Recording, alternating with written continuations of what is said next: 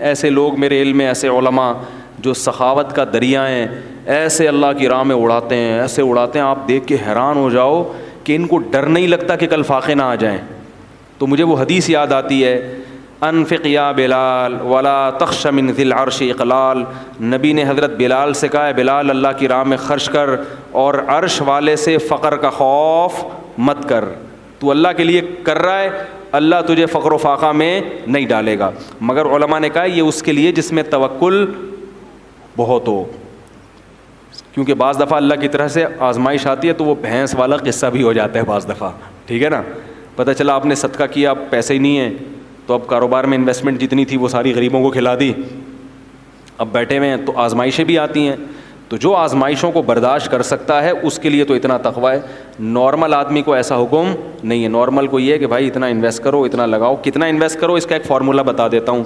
علماء کہتے ہیں آپ کی جو تنخواہ ہے نا، 1 سال کی تنخواہ آپ اسٹور کر لیں پہلے سے ایڈوانس میں، تاکہ آج اگر جاب چلی گئی تو 1 سال تک آپ کے جاب تلاش کرنے کا آپ کو موقع ملے، اور اس دوران آپ کیا کریں، بولو بھائی. خاص مثال 1 لاکھ اگر کسی کی تنخواہ ہے تو 12 لاکھ وہ جمع کر کے اسلامی بینک میں یا کہیں بھی کوئی پلاٹ لے کے ڈال دے. سمجھ میں آ رہی ہے بات؟ تاکہ اگر آج جاب کبھی چلی بھی جاتی ہے نا تو پھر لوگوں کے سامنے ہاتھ پھیلانے نہ پڑیں، اور پھر کم میں گزارا بھی نہیں ہوتا نا. جب 1 لاکھ کا عادی ہو گیا تو 50 میں گزارا بھی نہیں ہوگا، عادت خراب ہو جاتی ہے نا. اپنی نہیں ہو تو بیگم بچے ماریں گے پکڑ کے، بولیں گے وہ برگر کھلا رہا تھا ابھی پاپے پہ لے آیا ہمیں، وہ نہیں کھائیں گے پھر. تو 1 سال کا کیا کر لو، اسٹور، یعنی پہلے سے محفوظ کر لو. اتنا توکل، یعنی اتنا توکل بھی اس زمانے میں ٹھیک نہیں ہے کہ بالکل 1 روپیہ بھی نہ جمع کرو.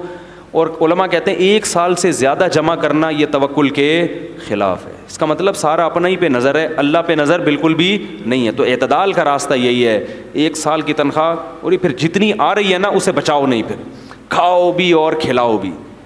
صدقات و خیرات بھی کرو، خود بھی کھاؤ، دیسی گھی میں پراٹھے بنا کے کھاؤ، دیسی گھی میں کھانا بنا کے کھاؤ. یہ نہ بولا کرو پیسے ہی نہیں ہیں. بیان کرنا آسان ہے دیسی گھی پر، اور دیسی گھی کے مشورے دینا آسان ہے، جب خرید کے لاؤ تو پتہ چلتا ہے.